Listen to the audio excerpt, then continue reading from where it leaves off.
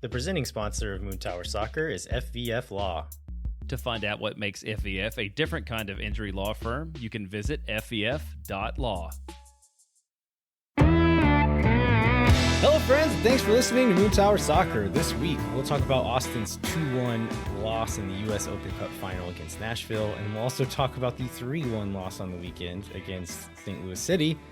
We'll also cover some other Austin FC news, including international call-ups, some roster build news as far as who's going to be out of contract this season, and we'll also preview the LAFC game coming up. My name is Landon Cottam, and I'm joined once again by a man in a hotel room, Jeremiah Bentley. Hey, everybody. I'm Jeremiah Bentley. Yeah, and it has been a very weird travel forward month, and we were just talking. At this point, I've done enough of these that I sort of know the setup, and we were just talking before the show about what this looks like on the other end. So, almost every hotel has like a make your coffee in the room setup, which I flip over upside down to like give my laptop some height, and then there's always like an ice bucket or a glass or whatever it might be to put the mic in, so that this setup becomes what it is. And sadly, I've gotten really good at it over the last couple months now. So you have to make do when you're on the road. Sometimes that involves ice buckets and coffee trays, and sometimes it involves haunted dolls. Oh, that's right. Yeah, nothing in this building is going to murder me tonight. So I feel like I'm really good about that side of it. So I was in Austin this weekend. I went to ACL Music Festival. Nice. I went the first 2 years. I took like a 15-year break. I've been like the last 3. Like, are you a festival guy? I guess that's like my question. Oh, I am a live music guy. I am not a festival guy. I get crowd anxiety and human being anxiety. I like individual persons. I like small groups of people. I do not like big groups of people, and especially the kind that go to festivals mostly. Oh yeah, there were a lot of Instagram influencers there, who were there for long enough to take like 27 photos for the gram and then walk away. But I mean, what I like about festivals is maybe I've, like, in my age, not really gotten into exploring new music, and just by going to festivals, you see bands that you wouldn't necessarily speak out otherwise. Like I saw the Heavy, Next to Kin, Rainbow Kitten Surprise, a couple other bands like that I really enjoyed. I may never listen to again because they will pass through my existence after this weekend. But that is the thing I like about festivals. But yeah, the heat and all the people are not great. And Jackson Bentley and I have gotten very good about setting up our chairs where it's like the farthest back you can see the band and not be around a bunch of people. And having a chair is good too, because like it declares you a certain amount of real estate that people can't like bump into you for. If they would sell me a ticket at a discounted price where they kicked me out of the park at like 6:30 p.m., I would buy that every year. Because going like you said, walking around and just like walking past the stage, listening to 10 seconds of a song, I'm into this or I'm not. And so often I'll find something I'm into that I've never heard of, that I would have never stumbled upon elsewhere. And that's going to be like my favorite show of the whole weekend. But you have to pay many hundreds of dollars, and then you feel like you have to stay later on at the stage where there's 80,000 people. And that stops feeling like a concert to me. And so I've just like made peace that I can't go to ACL anymore. Hey, I mean, at least you made peace with it. And that's good. And that's also like, I know a big topic on Suintara last week was like ragweed. And all the stuff in Steph's nose and sinuses. And I feel like I have absolutely all those things you pick up at ACL, spending 3 days on what was grass on Friday is what used to be grass by the time Sunday comes around. Ragweed, and then dirt, and then whatever diseases the person next to you has. All right. I guess we should talk about soccer, Jeremiah. I don't really want to. Let's do it anyhow. It's been a real bummer of a week, huh? It has. So Austin is now on a 3-match losing streak. You talked about this. Like, I think of 8-3 in the last 3 matches. So not even like super competitive. I mean, we may talk about moments when it felt like the tide was going to turn in both these matches, but like it didn't. I didn't feel it in my heart either time around.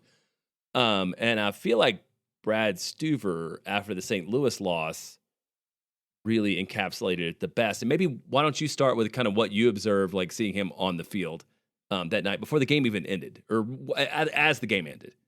Yeah, I mean, I think we can even trace this back to after the Open Cup game and then leading into the St. Louis game.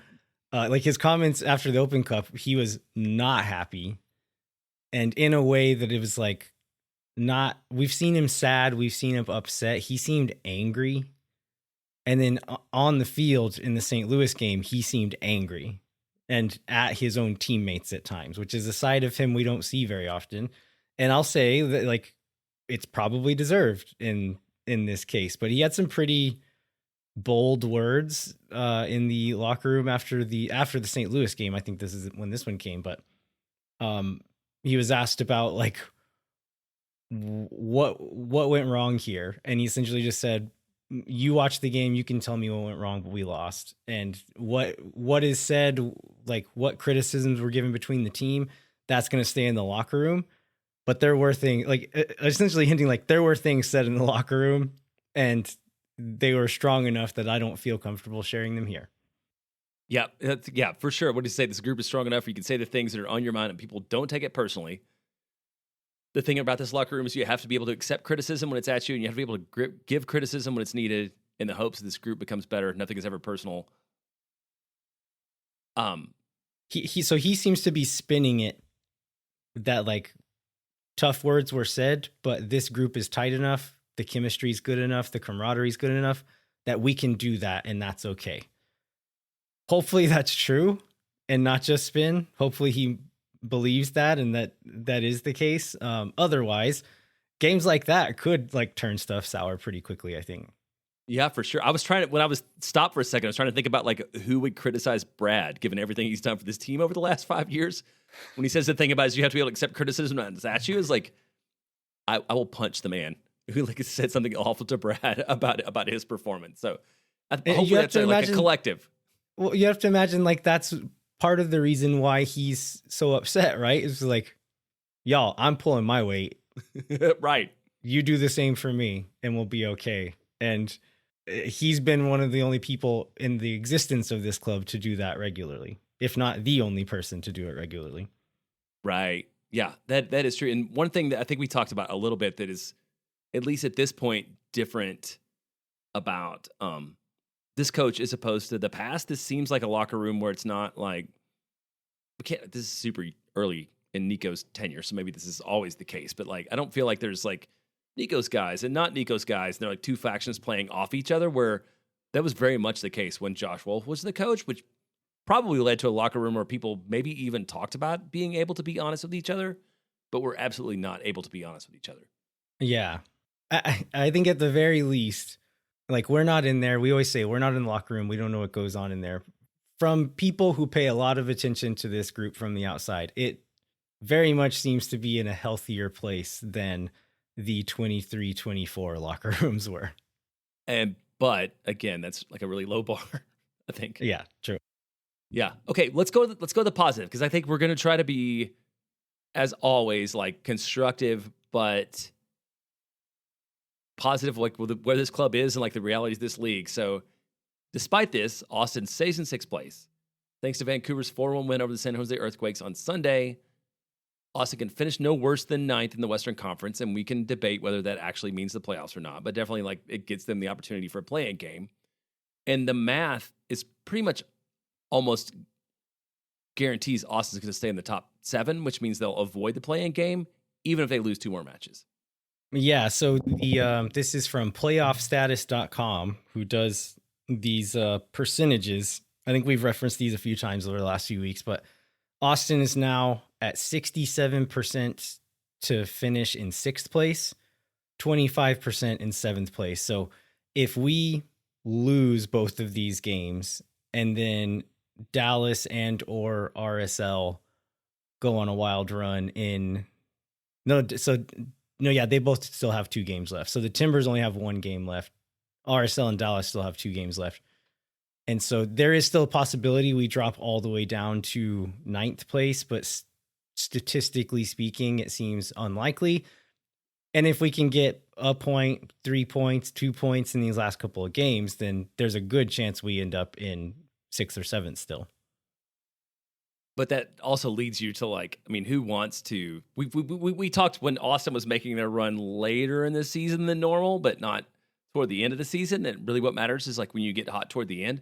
And I think like the New England Revolution making the they made the final last year, right? From playing game status. Yeah, and like that, there's that Seattle team from a few years back that did nothing in the regular season, limped into the playoffs, and then won the final. So it's possible. Do I think this team's gonna do it? Probably not. And so I know, like at the end of the day, some people and maybe even myself will say like the final result is all that matters. But in a year where I don't have a lot of faith for this team to go on a big run in the playoffs, just finishing out the season strongly would have been nice, just from a narrative and emotional health perspective. It's not what we're doing right now. We're very much limping in at the moment. And yeah, like you said, not ideal. There's 2 more chances to turn it around, and we'll talk about one. We'll talk about one of it later in this show. So like, so our most likely opponents are San Diego, Minnesota, LAFC, which we'll talk about. But there's unique circumstances about that later on. Like, do you think there's anybody that Austin matches up well against or okay against even? The short answer is no. Who does Austin match up the best against given those options? Yes, if we had to do like 1, 2, 3.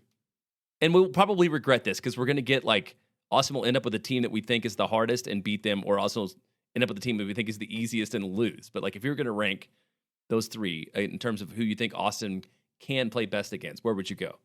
I like spoiler alert for the preview coming up, but I'm going to put LAFC as the least likely team I want to play.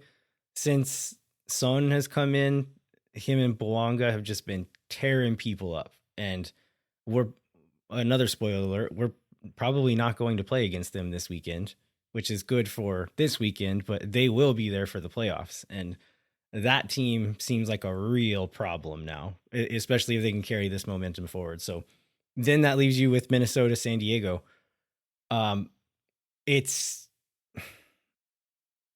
kind of pick your poison here, right? San Diego keeps the ball, uses the ball, scores a bunch of goals.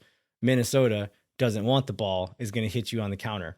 Which of those do we think we can weather better? I think it depends on what week you see Austin FC. And like, I think we could do either of those okay, but neither of them really well. So I'd almost say a coin toss on the other 2. I don't know. I would almost say that, but I would say just Austin seems to do okay against Minnesota generally. Despite that, it's like that's the team of the 3. I agree. LAFC is the one I least want to see. I feel like Minnesota is the most I want to see just based upon past results. And like you said, it very well depends upon like what mood is Austin in and how do they show up.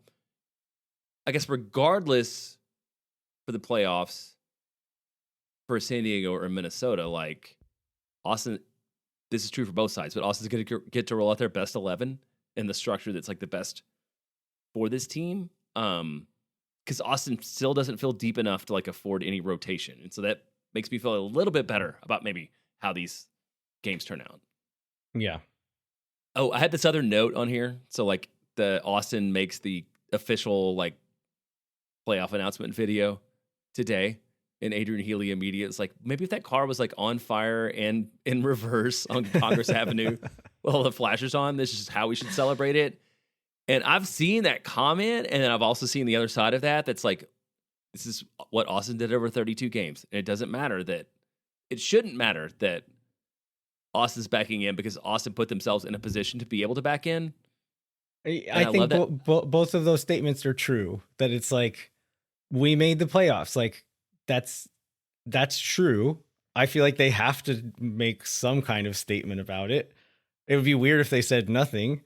But also, I'm sure they would have rather have made that announcement in different circumstances as opposed to, oh, we just had 2 heartbreaking losses in a row.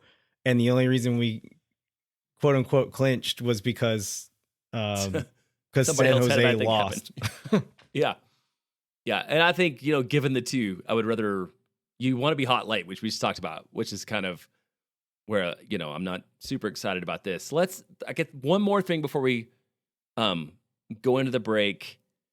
And we talked about this off air a little bit too. I feel like people are like lining up to criticize Nico Estevez.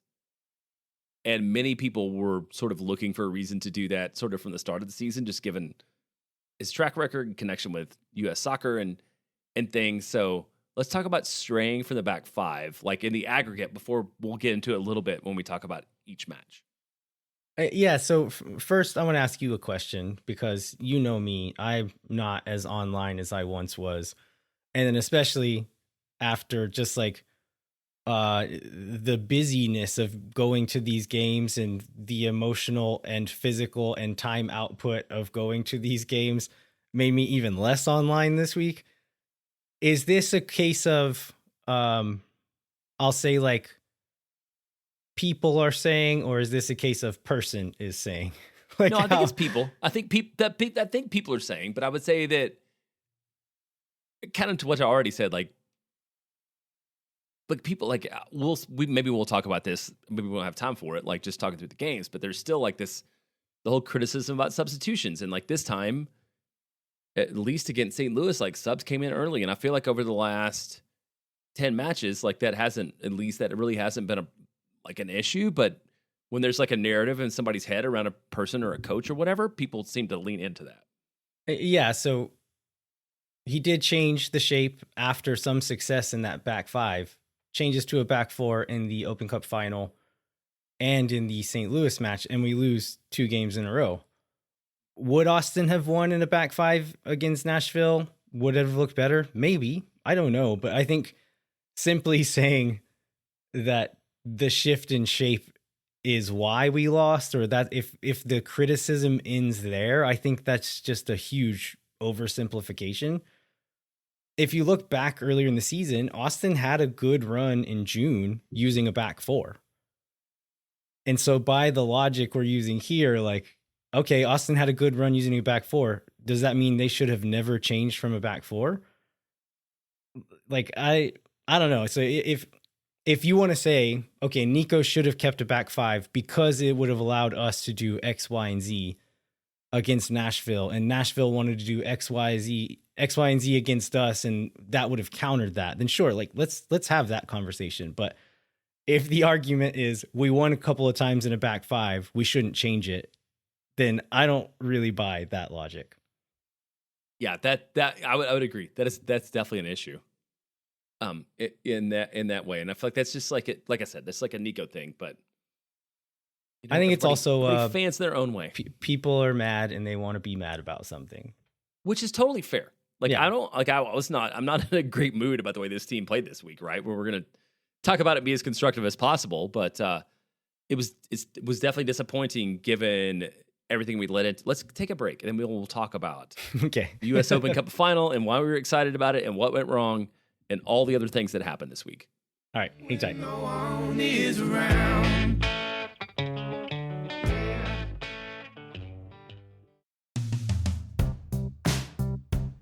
Moon Tower Soccer is brought to you by our friends at FEF Law, the official injury lawyers of Austin FC. FEF is a different kind of personal injury law firm dedicated to community, transparency, and client education. And they have their own podcast called Summary Judgment, which you can check out wherever you get your podcasts. You can go to FEF.law to find out what makes FEF a different kind of injury law firm and why understanding your legal options can dramatically change the outcome of a case. Once again, that's FEF.law. Amplify Credit Union is a member-owned financial cooperative that served the needs of Central Texans for over 5 decades. As a credit union, Amplify has no shareholders or parent companies. That means more of your money stays in the community. Amplify has been the home of fee-free banking since 2022. Their free checking accounts come with 0 overdraft fees or minimum balance. That means Amplify's fee-free checking accounts help you get more mileage from your everyday spending. Amplify membership is open to any Texas resident. Learn to trust your bank again at Amplify Credit Union. To learn more and to register for free parking at the last couple of soccer games at the Amplify Esperanza branch on game day, go to www.goamplify.com/moontower-soccer.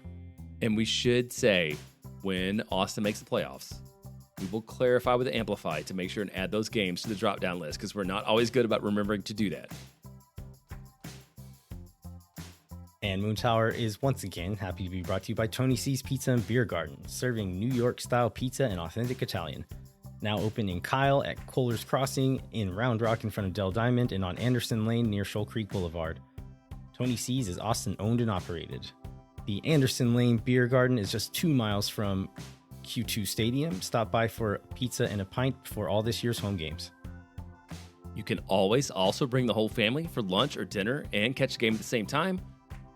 Dine in, pick it up. Let's talk about the pizza of the month. I feel like the pizza of the month is always super interesting, and I love that they do this. So this month, it is the Pizza Polly, Marinara, fresh mozzarella, burrata, basil, and prosciutto crudo. And Ooh, I this just want to is a fancy pizza. It is a fancy pizza, and I want to send a shout out to burrata because I love it, and I wish I had it like every day in all my life. And also, like 370 pounds if that happens. So it's probably good that sometimes you have to go to Tony C's to get it. Don't forget 2 for Tuesday, where 2 pizzas are the price of 1 every Tuesday, and Pitcher Perfect Thursday, where you can get half-price pitchers of beer every Thursday. Visit them online at TonyC'sBeerGarden.com.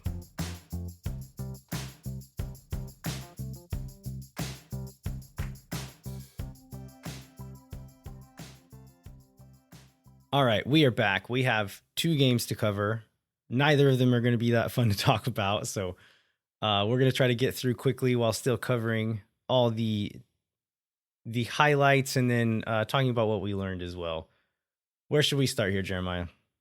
Well, let's just start with because last week I was going through the outline and we talked about how the loss was okay because Austin was clearly committing everything to the U.S. Open Cup final, and I feel like some of that, was true because like the media comes to town and there's a pregame party, and I feel like the vibes were really good in the stadium. Like I had the last of my family things, hopefully, on Wednesday, so I wasn't able to be there in person, but was able to watch it. So I really wanted to get from you, and maybe for the people who listen who weren't at that match on Wednesday night, including some of whom who forgot that they like had to opt in to buy tickets and didn't have them, kind of what it looked like in and around the stadium on that evening.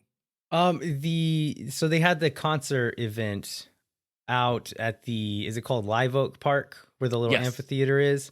That was I was gonna say that place where we found like the one plug-in that they left unlocked and got to throw our New Year's Day party a couple years ago there. Yeah. We're somehow watching Liverpool on a 50-inch TV in the middle of a park. But yeah, the event was nice. I mean, there's a couple of bands, and we got there for most of Brownout's set, but a cool little atmosphere. It's a nice space for it. The sun sets on the other side of the stadium, of course, so there's quite a bit of shade on that side of the stadium at that time of day. So I thought it was really cool. It seems like they're going to do something similar for the last home game. Is it the last home game, or is it this LAFC game that they're doing that for? Well, the LAFC game, which is also the last home game, because the final game's on the road. San Jose's away. So yes, it is just that one game this coming Sunday against the LAFC, but I think it's quite cool. I know it's as hot as it is now, it's hotter in most of the rest of the season. But maybe for like shoulder seasons or like the later games, especially with the shade over there, or knock on wood, if we ever switch calendars and don't have to play through the summer, that maybe they could take more advantage of that part. Cause I thought it was a nice little event. And one other thing I wanted to ask you about, cause I didn't see it in person. I did see it on Instagram. Like, talk about the TIFO before we get into the actual game stuff. It was so cool. Somebody actually, a few days before, offered to let me see the design, and I turned them down because I wanted to be surprised.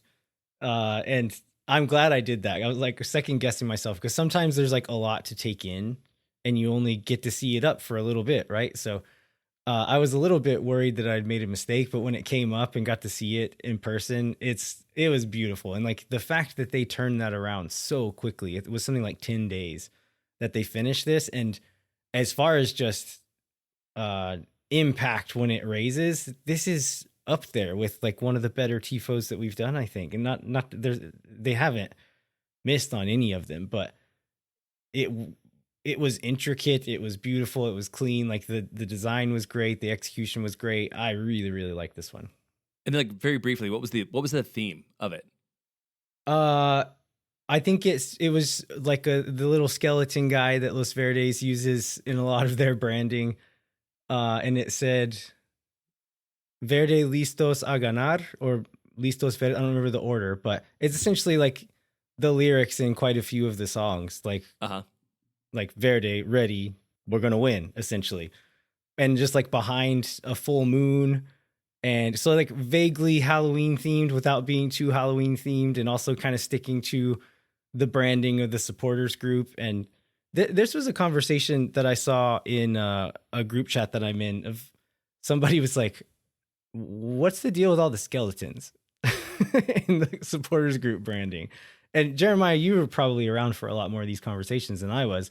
My guess was like Verde hasta la muerte, like Verde until death, is kind of one of the underlying themes of the supporters section.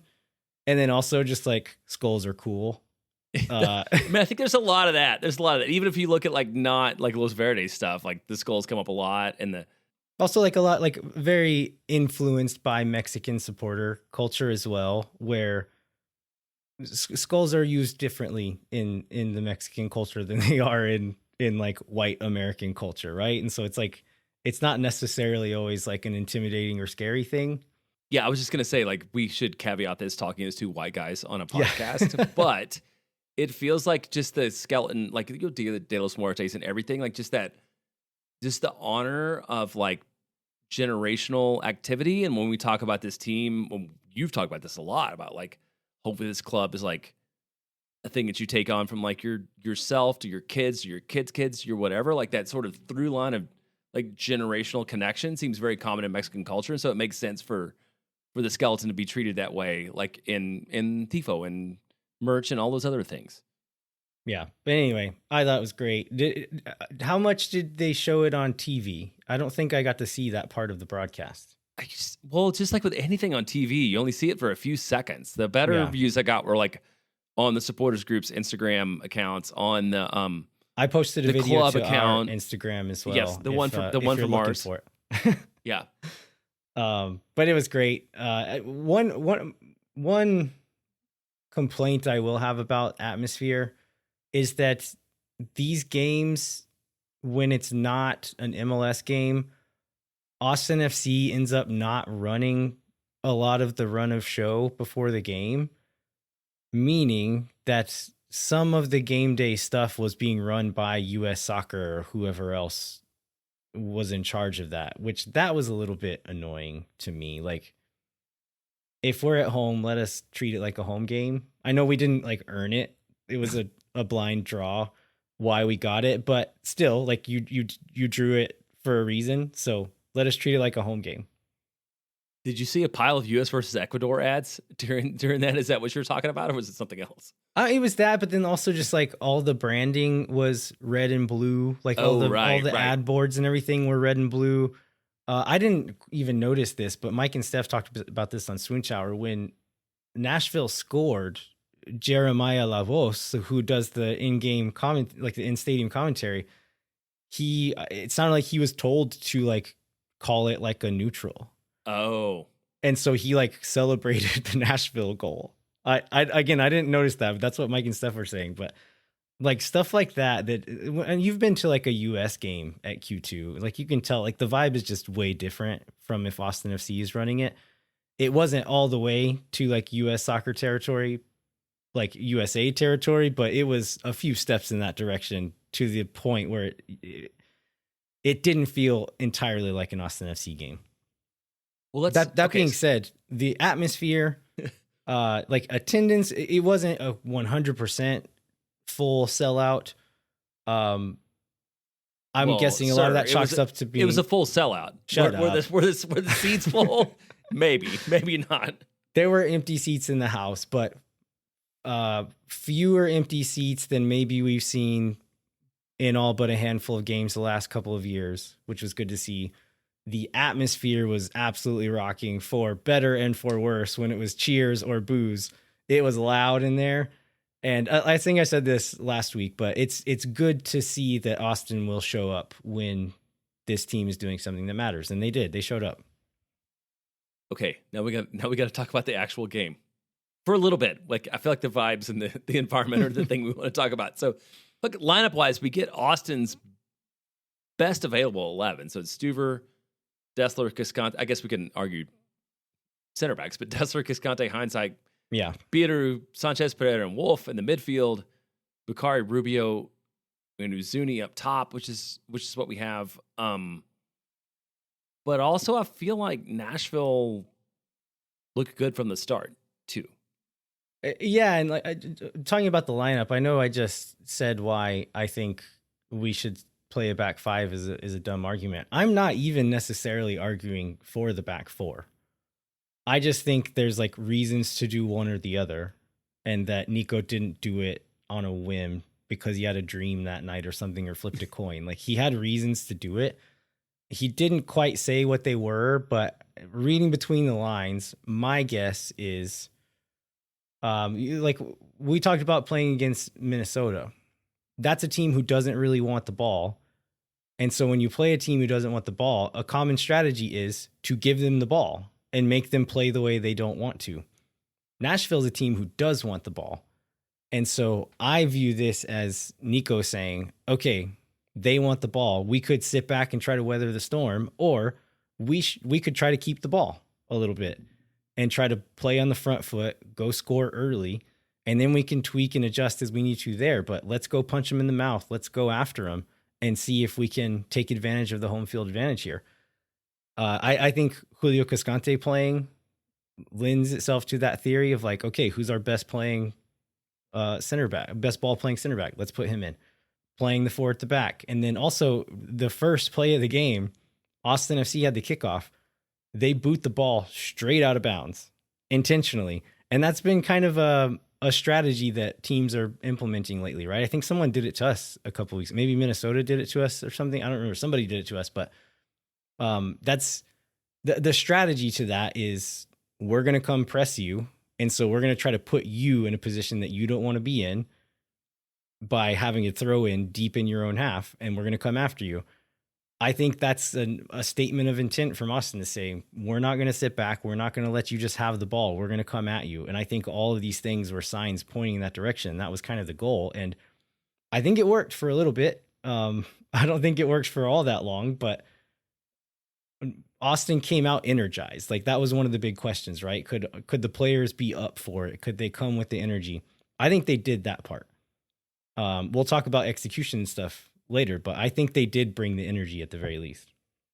Well, and I think we should just move into the first Nashville goal and the first Austin not goal, because I feel like that is really sets the stage for everything that's going to happen later on, both in terms of where we are and where they are, and like how like the game might change, and and things like that. Yeah. So, do you have the time for this one? 17 minutes. 17 is the first Nashville goal. Yeah. Yeah. So it is really against the run of play. Like, Austin was looking better. They had more of the ball. They were more in control of the game than Nashville was for the majority of this time. There is some combination play on our right side, Nashville's left. And that kind of gave us problems for a lot of the first half, where if I do have criticism, like tactically, this is one of them, where they would play wide, Bukhari would run over to that side, and then Alex Mule, who was playing inside, would make a forward run, like out to in, and that ball was on many, many times throughout the night. And so in this particular moment, a lot of the other times, it just means, okay, the lines are broken, we have to turn and kind of collapse on our own box. In this moment, Dessler steps to try to step to Mule here. He one times it out wide to Sam Surridge. He puts a cross in. Like, so there's like a little bit of a breakdown here. From this point on, it almost feels like it was just partially losing a battle. I think Bieru is on, is it Schaffelberg? Yeah. Who chests this ball down. Yep. Maybe he could have put a little bit more pressure on Schaffelberg there, but he just kind of chests the ball into space for Hani Mukhtar. And Mukhtar hits a ball into the ground. It goes. I was more critical of this goal in the stadium than I was on the rewatch. hits a ball into the ground. It goes between Biru's legs and then bounces up and still goes like pretty much top corner on the far corner. And so the finish is good / lucky. Like I think it was brilliant from Mukhtar to try it and hit it the way that he did. And I think he meant that. But then the fact that it actually went in is kind of crazy, actually. But it was a real punch in the gut to like Austin to come out, try to play on the front foot. It's kind of working for a while. And then against the run of play, this happens. And one of the best players in the league punishes you for making a kind of mild mistake. Yeah, this one I feel like was like the turn and the bounce were a lot like CJ from a couple weeks ago from a different distance. Yeah. Right? It's like getting the ball, planning, turning, like smashing into the ground, and then I don't know if this hit the top of the net like CJ's did, but it felt very reminiscent from a little bit further out. Yeah, absolutely. Not long after that, Austin FC earns a penalty. This is an Ilie through ball into the box for Uzuni. Keeper comes off his line. He has to go down. Uzuni takes a touch. Keeper maybe gets a touch on the ball. I don't remember the order of operations here, but then takes down Uzuni. They give the PK.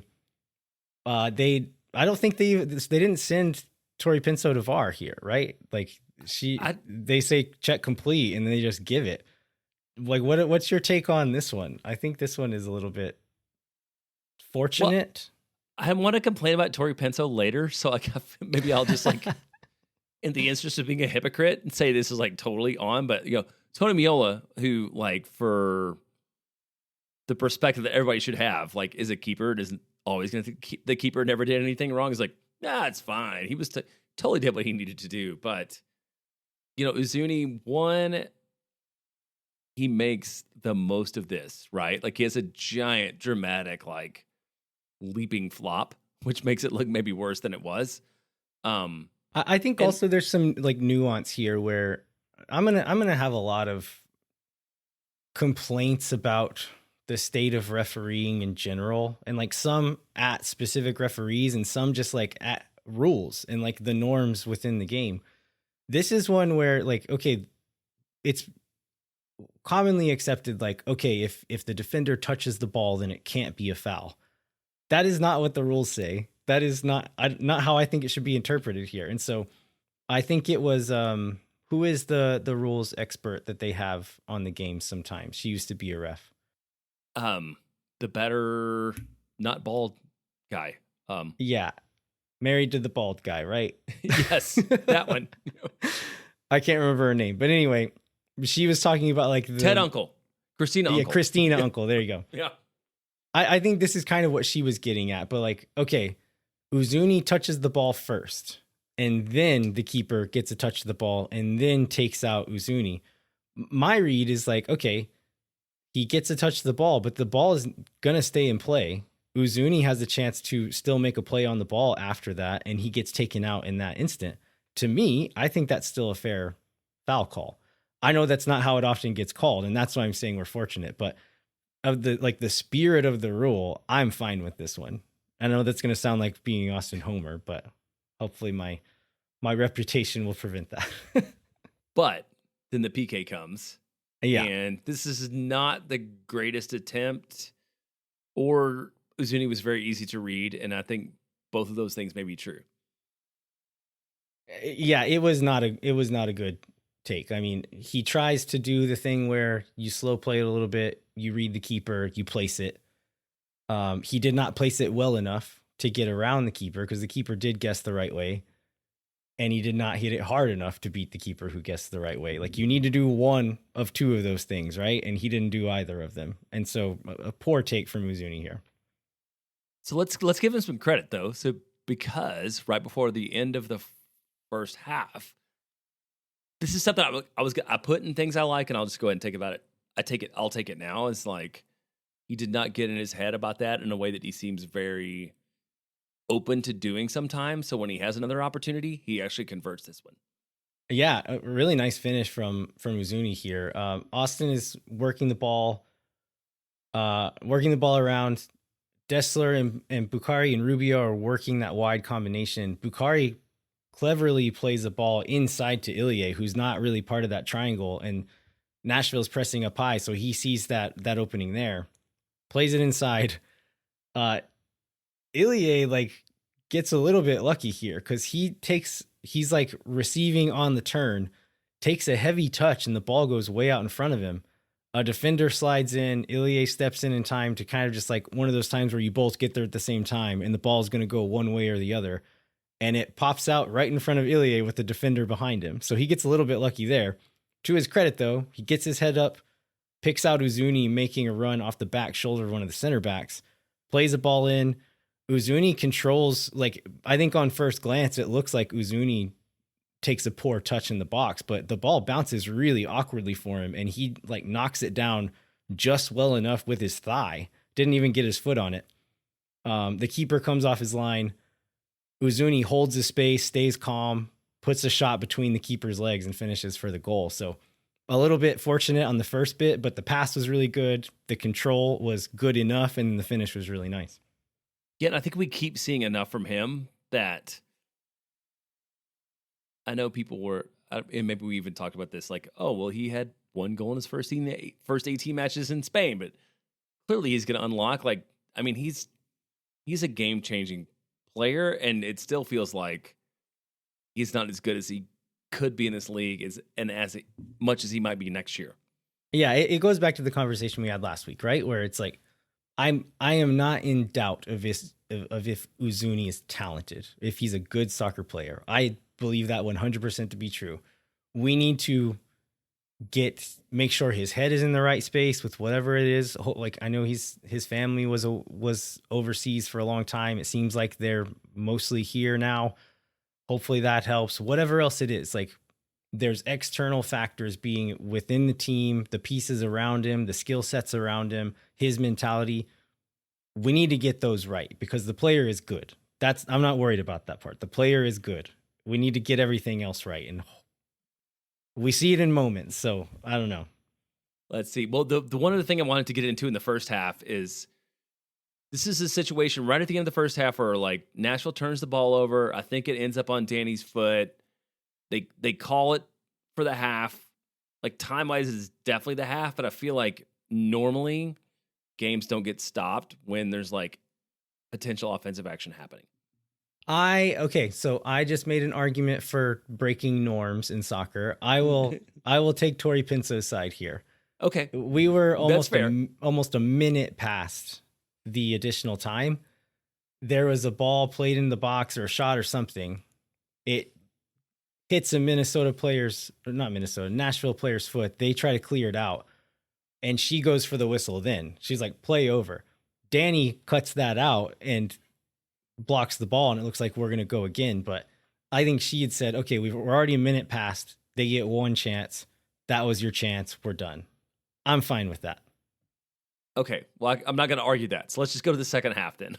There's other things I won't be fine with later. Don't worry. Okay. Let's get into the second half. Okay. Yeah. Not long. This is 60th minute. Nashville draws a penalty. Oh, this one. Okay. I left the stadium after this game thinking that the reffing was not very good, but that it was mainly on our boys for not finishing chances. There was the penalty we mentioned. I think the Biru chance happened in the first half where a nice ball played to the back post. Biru gets a head on it, hits it straight into the ground, and it goes over the goal. Two very clear chances where we could have easily had 2 goals there. And we didn't do them. So I was saying, okay, the refs were harsh, but we lost it ourselves. I get home and I rewatch this penalty call and I changed my mind. It's like, okay, this one is very soft. So this is on a corner kick, right? So Tori Penso pulls Dani aside twice for being too rough leading up to the corner. Like, you see refs do this all the time. The ball comes in. Dani once again puts his arms around Palacios, their giant center back. He goes down.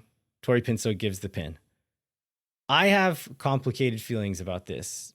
I hate how many delays there are during corners. When players are fighting, players are pushing around, the ref warns them 2 or 3 times, and then when the ball comes in, they let them do whatever they want. And this happened to us. I think it was in the Minnesota game where the ref stops play twice, tells one of their players, calm down. And then that same player takes out, I think it was Cascante, takes him out fully in the box as the ball comes in. Nothing. And they're standing right there watching the whole thing. Nothing happened. So Tori Penso here warns Dani twice, comes in, he does it again, she gives the foul. I think she is trying to make a point in this moment. Frankly, it's a point that I agree with, but I'm not sure a cup final is the place to make that point, and especially not on a foul as soft as this one. Like, Dani does have his arms around the guy. They're in the general vicinity of the ball, but the Palacios just falls down. Dani does not make him do that. He falls down while Dani's arms are around him, and that's why he gets the call. So that stuff happens in the box all the time.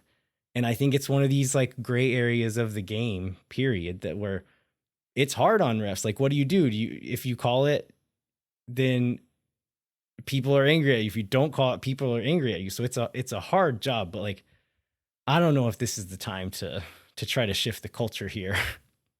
Yeah, well, John Gallagher in the post game definitely agrees with you because he felt like he went in really hard on that. It was basically like, I'm going to say all the things I can say without getting fined, and ultimately he may get fined for the things he said.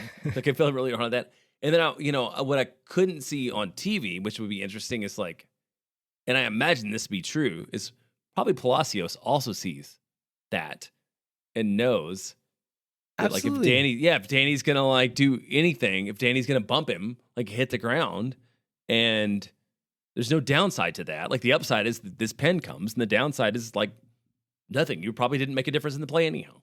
Yeah, and I think Dani deserves some criticism for that very fact, because Penso said, stop, I'm watching you. He does the same thing. Palacios very smartly hits the ground. Like, yeah, that's the right idea. He should do that. And Dani needs to be smarter. Even though it is soft, you should know that like she's watching you now, and she made an example of him. And then Sam Surge bears the penalty. Yeah, he plays it right down the middle. Stuver drags his toes and tries to get a toe on it, but it's just out of his reach. Yeah. So yeah, that's 2-1 when it very easily could have been 2-1 the other way. Yeah, 2-1 the other way, or even well, maybe like 3-2 even with Beer's chance in the pin. Like, it could be 3-2 our way. So after the penalty, Nashville play to the occasion really well. They make it really difficult for Austin to do anything offensively. Austin's still able to get some time in the final third, some extended bouts of possession, some set pieces, but none of it translates to a goal. None of it translates to any like 100% chances that they should have scored. So I think they did a pretty good job of like implementing dark arts kind of stuff. They're playing more aggressive, sticking in legs a little bit harder, wasting time, kicking balls away. Sam Surge gets his second yellow from going up to Brad Stuver, who placed a goal kick, and just kicking the ball out of bounds, which A, but B, kind of smart. I don't like it 90 plus 6. Like, okay, it's great. It works. Yeah. And it's a US Open Cup final. So it's not like an MLS league match where he's going to like have to sit out a game. Right. Is now the time to go off on more soccer rules that I disagree with? Yeah, man. Yeah, let's absolutely. Because like, we'll do this, then we'll burn through St. Louis. So like, I feel like this is your platform right now. So like, under the set of rules that this game was operating with, I don't know, like, could you say the ref crew and Penso could have done more and maybe punish players earlier? Sure, but that can go wrong the other way too, where they kind of lose control of the game. I think it's hard where like MLS has solved the time wasting problem, right? Like, with people going down for injuries, if you're down for more than 15 seconds, you have to leave the field for 2 minutes, I think. That is not in play in US Open Cup. That is not in play in international play. If other competitions don't pick up that rule, I don't understand why. MLS solved it in a single off season. There is not that kind of time wasting in MLS anymore. I don't like to give them credit all that often, but they deserve credit for this one, for being innovators here. And I have almost no like criticism of it either. There's not any weird downside to this rule that we've found or ways people are exploiting it. It works. And when you go from that to watching another competition where it's like, oh yeah, this is what every game used to be like, and it is infuriating and terrible to watch, right? Like even just as a neutral, it's bad to watch. And so hopefully that gets implemented across the board. I don't think it's in the rules for like Premier League or international play next year. I don't understand why. It's a clear solution here. But anyway, Nashville wastes a bunch of time. Penso gives some cards. She sends Surridge off. She gives a card to the keeper. She gives a card to someone taking a long time to throw in. But in a final, who cares? It doesn't matter. There's not another game right? to carry over.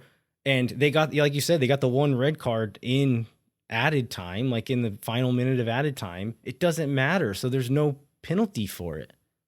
Did you have any other referee stuff you want to say? And I will say, Tori Penso, when it was announced that it was going to be an all-woman crew, my first thought was, okay, there's going to be some idiots who have opinions about this, who don't know what they're talking about. B, Tori Penso is my favorite MLS referee. Normally, she's great. I think she's really good. I love the way she manages games. I don't think she had her best game on this night. I think that penalty was super soft. And my parents were like, I thought you said she was good. It's like, I know, I thought she was. I thought so too. Oh, no, let's leave that night and then go on to St. Louis briefly and then talk about some other things. So I'll just start with kind of what we were hoping for out of Saturday. Like looking for a bounce back from the loss. I think one thing that we heard about with Nico after the game on Wednesday was just like the struggle of soccer and sort of the emotional and physical toll. And I felt like we would ultimately like see a lot of that against St. Louis City. I guess the question going in is, what does that look like? How much is this team going to have a hangover just from like basic like physio stuff, but also they've loaded up for this match. They poured a ton into it. You talked about how Brad sort of was already showing his emotion on Wednesday night, and just like how do you like recover from that in all the ways, and then also no Guilherme Biro for yellow card accumulation. So yeah, down a little bit too, on top of all the other things that Austin has going on. And it also seems like, I don't think we got a clear answer on this, but Kolmanich was not on the roster for the Open Cup, which is weird. And then doesn't start in this game. We see John Gallagher at left back. This all reads to me like he's got a knock or something, like he's carrying a slight injury that they couldn't push him and couldn't start him, couldn't play him in that other game. So they didn't play him. So after the Open Cup, players, Nico, the company line was like, we're going to try to use this. We're going to try to come out angry and take this out on this next game. I think they meant that.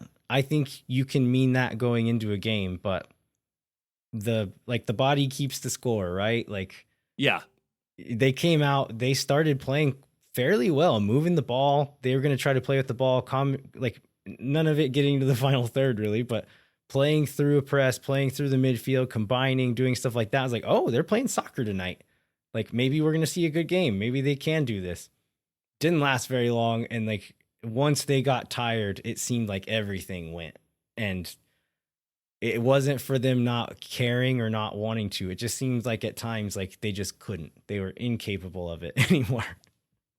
Yeah. And maybe expending that kind of energy early makes it even worse, you know? And you run into like Marcel Hartel, who has like two pretty assisted by Austin errors, but like two really good goals, really good, solid finishing goals on the night. Yeah, actual finishes were great, but he shouldn't have been able to shoot from where he shot from on either of them. So let's jump straight in. Hartzell gets the first goal in the 28th minute. This is from a throw-in, an Austin throw-in. St. Louis plays a ball to Pompeo in the left wing. He mishandles it. The ball rolls out of bounds. So that's a gift right there. Austin plays the throw in. They do this thing where like Dani will often loop back around to the touch line and run back towards his own goal. and receive it there. And so a lot of times he'll just drop it back to Brad. On this one, he tries to like loop and just pump a ball upfield, scuffs it. It goes straight up and lands in our own defensive half still. Gallagher and Sabovic lose duels with the ball bouncing around there. They play the ball forward to Hartel. He turns, is driving towards goal. Nobody steps to him. And like in the game, I was like, maybe I missed something and there were runners in the box that they needed to cover. And that's why they didn't. Klaus was in the box. I think Svatak had to run with him, and he does. He stays with Klaus. Heinz Eich starts backpedaling when there's nobody else around. There's nobody else in the box. And one of the best attacking players in the league is driving at your goal. Ilie's on his back and would have gotten there eventually. Maybe that's what he sees, but he doesn't get there before he shoots. And when you let a player that talented shoot from that position right in the middle of the goal, Stuver can't even guess which way he's going to go. And then once he hits it and places it that well, he doesn't have a chance anyway.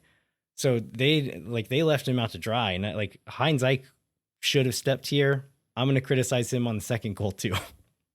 Well, and Stuver goes the right way. Stuver like is at full stretch. Like he covers the most.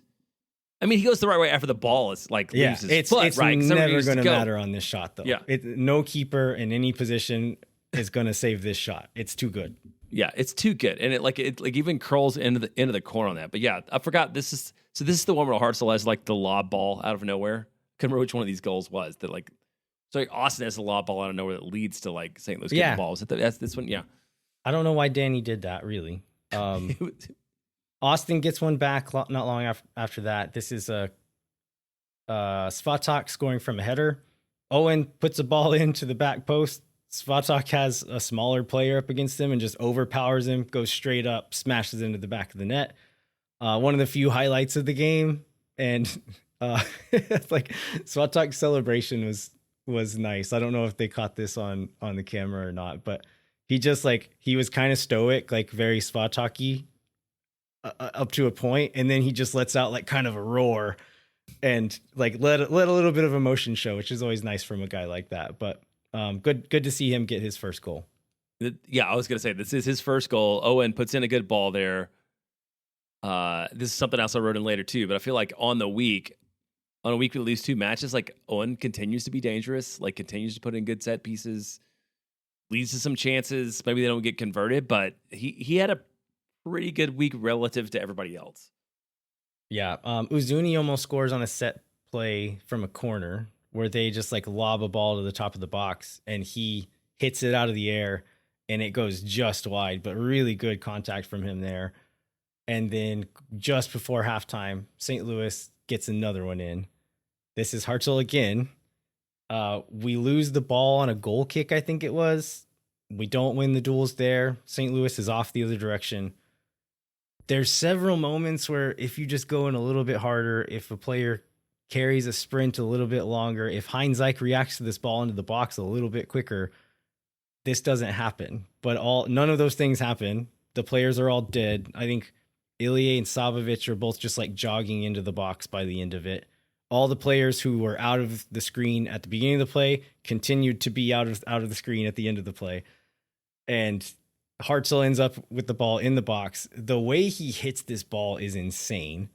He hits it with the outside of his boot from the right, going to the right post. It's like an audacious way to play the ball, but the way he was standing, his body language, it was counterintuitive to everything that his body said he was going to do, and that's why it worked. But the fact he was able to pull it off is crazy. So kudos to him for the finish, but he shouldn't have been there. Yeah, but it wasn't like this was not a hammer shot, but it was a hammer for where he was moving and where his foot was, right? Like this is not like a soft like lob or whatever that Brad happens not get to. He's going the wrong way. Like it's just a well struck ball from what is an impossible position as a terrible soccer player. Yeah.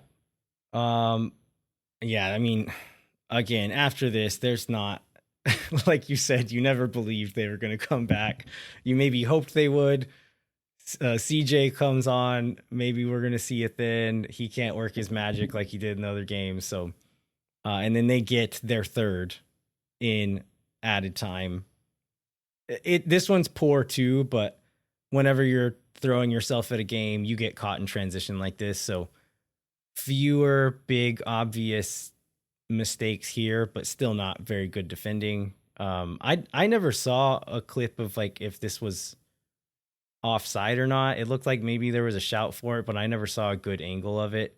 Anyway, I don't think it mattered, and so I'm not gonna argue too much about that one. Yeah, the only thing we say about that one, this is a .62 SG shot, so it was whatever the range of situations happened to leave him alone. He did what he was supposed to do, and we shouldn't blame Brad for that. And again, a good finish with the little chip that he did. Like, credit to him, but he shouldn't have been there. Right.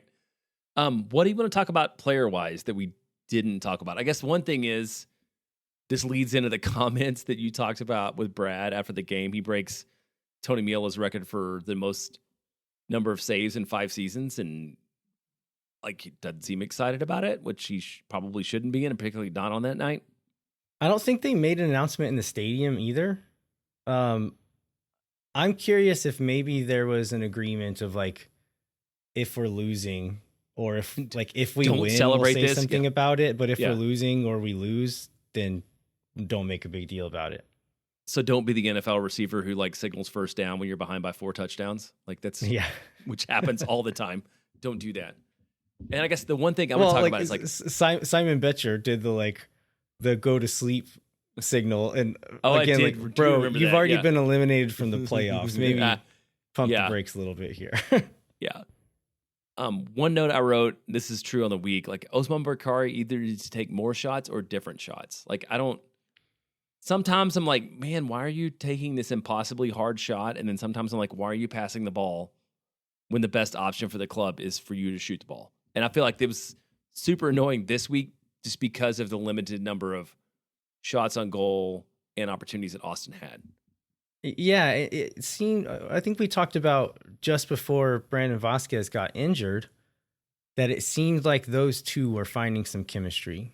That Vasquez, even though he's a big guy, likes to float, likes to play a little bit more finesse game sometimes.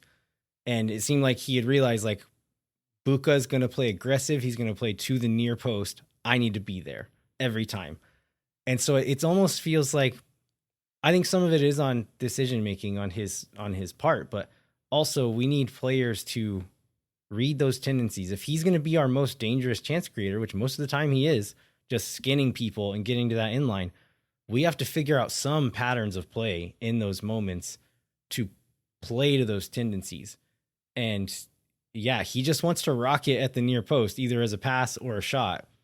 And it's a really low percentage shot most of the time. And so if nobody's there, he's still going to do it. So maybe we should have people running there more often. But yeah, continues to be frustrating because he's clearly very talented and defenders are clearly extremely afraid of him most of the time. So that's encouraging, but we need to figure out how to capitalize on that better. Are you going to talk about St. Louis anymore? You want to move on to LAFC and the other news? I think that's all now. Ugly game, very annoying night, very annoying week. Hopefully, now that we have this week of rest ahead of us, that the players can recharge. We as fans can recharge and come back on Sunday ready to play a game worth watching. Moon Tower Soccer is brought to you by Sage Wilson Realty. The Sage Wilson team is made of Austin experts who are client-focused and have over 30 years of combined real estate experience. Our friends at Sage Wilson Realty are giving away 2 tickets to the upcoming match. You can fill out the form in the show notes for your chance to win. If you or someone you know are in need of Sage Real Estate advice in Austin, talk to our friends at Sage Wilson Realty. Be sure to check them out online at sagewilson.com. And this is copy that changes every week depending upon what we're talking about. And so we're going to pretend like last time didn't happen and introduce our premier sponsor, McGuire Woods Consulting, who help clients in the public affairs space from lobbying at the local, statewide, and federal levels to digital and communications campaigns across the country. McGuire Woods Consulting has offices in 10 MLS cities and is proud to support Moon Tower Soccer and only supports this podcast because Playoffs. They're happening. We're clinched the playoffs, and also we just need someone to be nice to us right now. Right. Contact our friends at McGuire Woods Consulting at mwcllc.com for more information.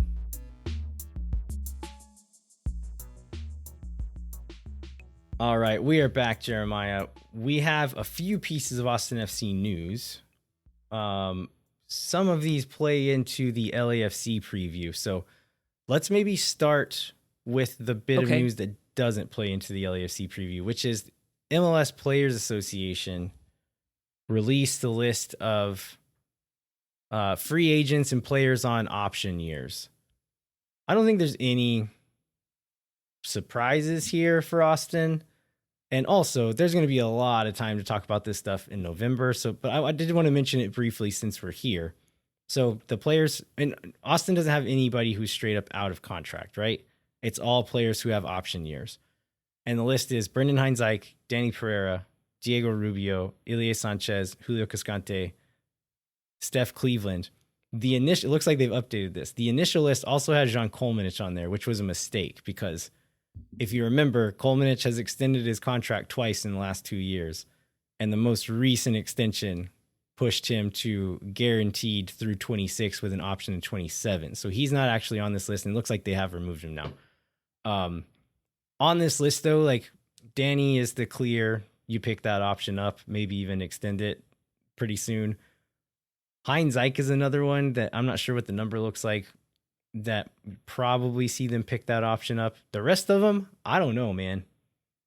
Yeah, I was going to say, the Danny and Heinzike are the first two that I would say are obvious. And then if you can somehow get Diego Rubio to give you the supplemental hometown, like his kids love playing club soccer. He's already on a supplemental spot. So, sorry, if you can continue the supplemental spot, then yes. If you don't have that flexibility and you've got to pay him like a full first-team contract, then I don't know if we've got enough production to do that. But if you get a second year on the supplemental because he loves hanging out here and I don't know, he probably lives in Cedar Park and loves HEB, keep doing that. And then I don't feel like there's choices. The other ones seem like obvious. Let him walk. Definitely not on the option number. Cascante, I think he's done here. Like, I don't think you pick him back up at any number really, unless like somebody's going to be willing to give him more than a supplemental spot. And I think that's maybe all that's going to be available for him here. So I think he's done. You just talked about Rubio. Sanchez, I would love to see him back, but probably not at the number that this option year is on. We've seen him age a little bit over the span of the season. Great leader, great person, great locker room presence, but you have to be kind of ruthless on this stuff, and this might end up being one of the casualties of that. Steph Cleveland, I mean, he's not, it's a good backup, but do you need to pay your backup over $250,000? That's the question.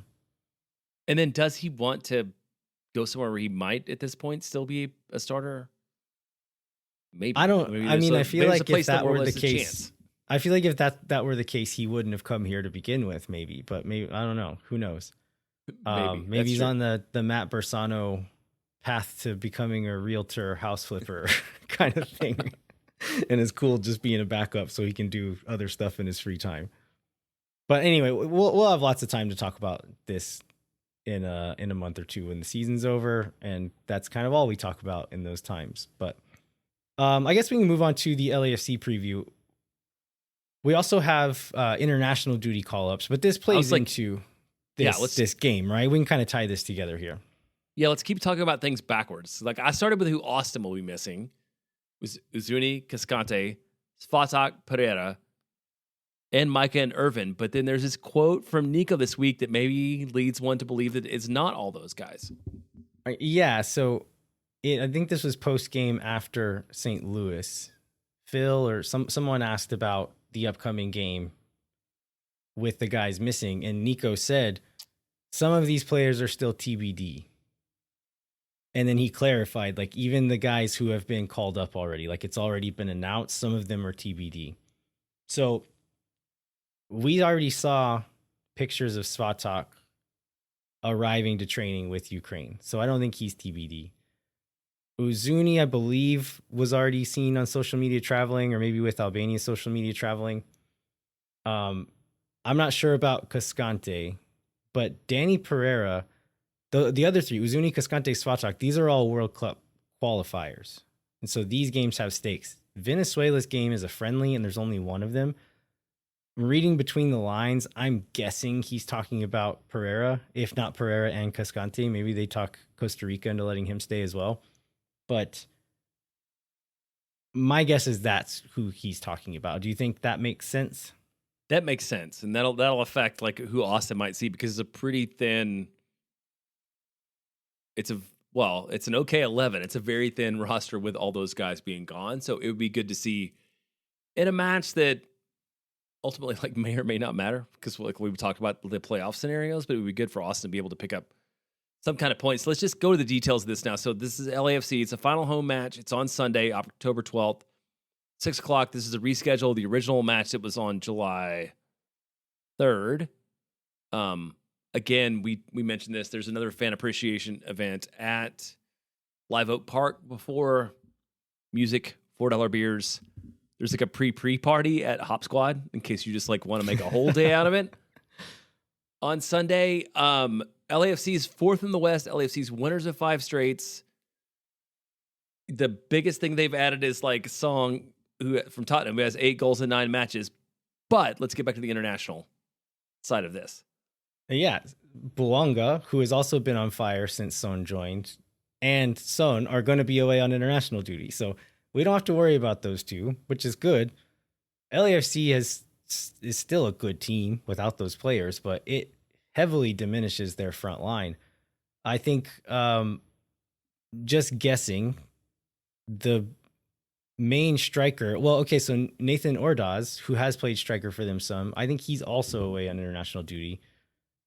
Then Matthew Chouanier, who used to play for Montreal and joined them this year, is a really good midfielder. He's gone with Canada. So they'll have a few holes, but on that front line especially, most of the people who have played striker for them this year are not going to play in this game.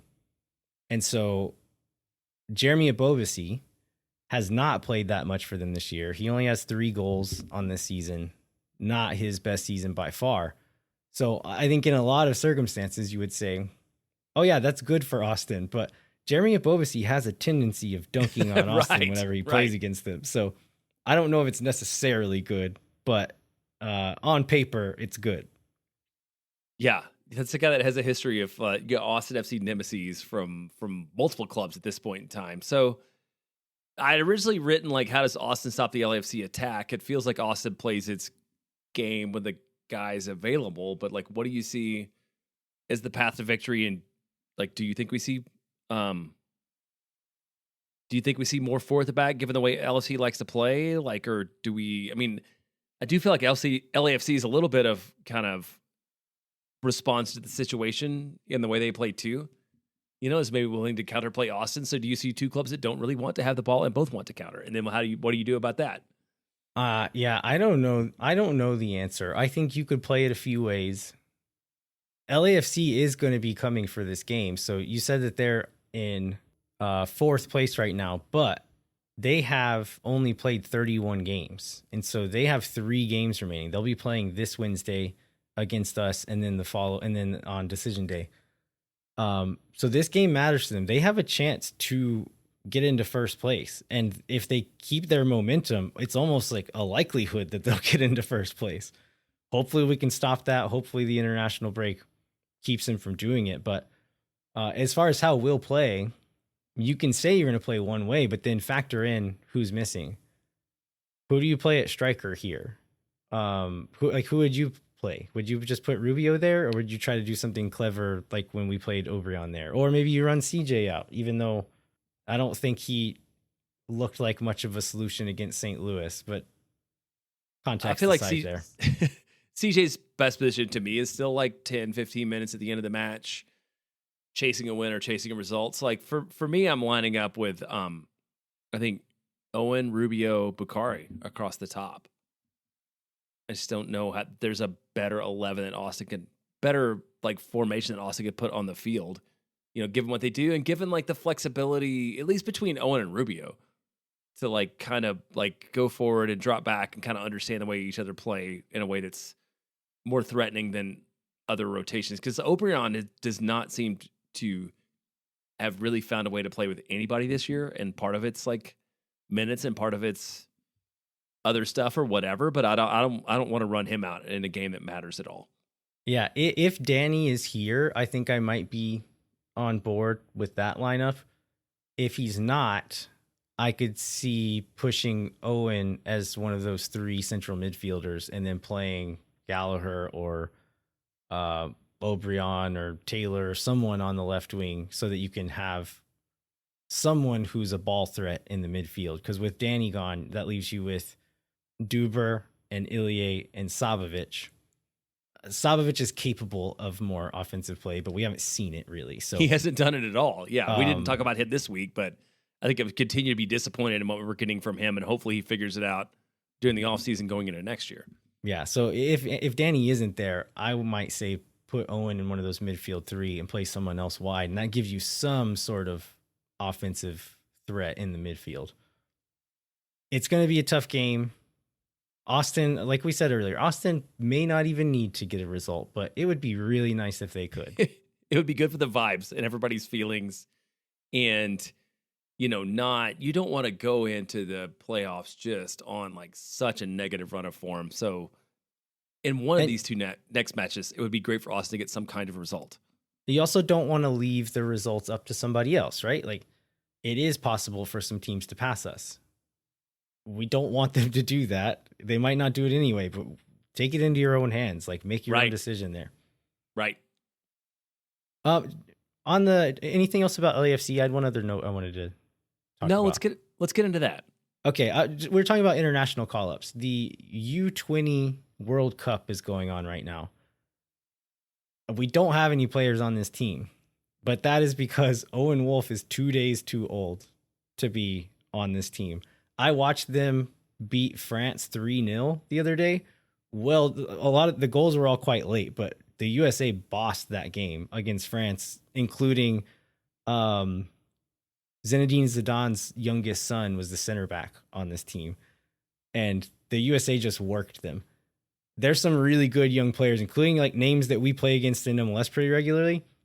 I just wanted to mention this because if Owen were 2 days younger, he would likely be on this team, which I think for Austin FC would be a bad thing. But watching Owen play on this team, because like I know a lot of these players because we play against them, Owen would be one of the better players on this team, and it would have been a lot of fun to watch him play in that group. Well, it's great context for just when we talk about him, and we talked about I think a week or 2 ago about him moving up to like the number 5, maybe U22 player in the league on Doyle's list. So, yeah, that would be exciting. It's the weird thing about birthdays, right? Like he will always be too old, 2 days too old for like mini groupings until he gets a full national shot, which is luckily maybe not too far away. This is the last age group where that really matters. Yeah. After there are older groups, but nobody pays attention to those. Right. U20 is the last like quote unquote youth team that anybody pays attention to. At this point, it's first team or bust essentially. So that's still TBD, but there's no age group based on that. Like you're playing with the big boys, and if he's good enough, he'll make that team.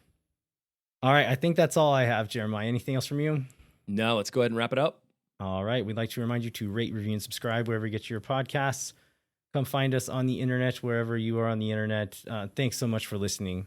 We'll be back next week to review the LAFC match and preview the regular season finale against San Jose, which is an away match, and then cover any other Austin FC news that comes up. Until then, I'm Lennon Cottom.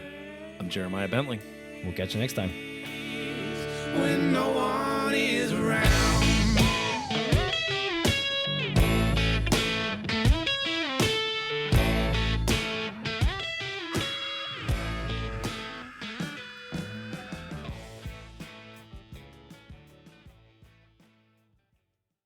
Thank for nothing, see you never. La gente. Oh my God. Because they love to chew boom boom sauce. Yeah.